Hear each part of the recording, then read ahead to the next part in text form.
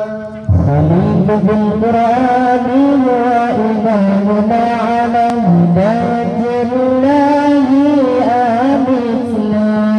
خليل بالقرآن وإمامنا على هداية الله آمنا. كلام ربنا هدايتنا أعطاه جبريل وعلى رسولنا.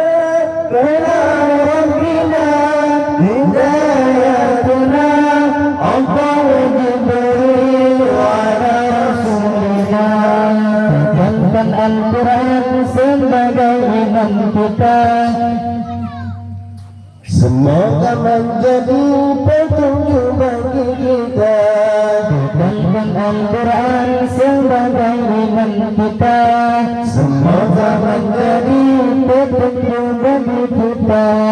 Kalam Rabbina hidayatuna atau Jibril ala rasulina. Kalam Rabbina hidayatuna atau Jibril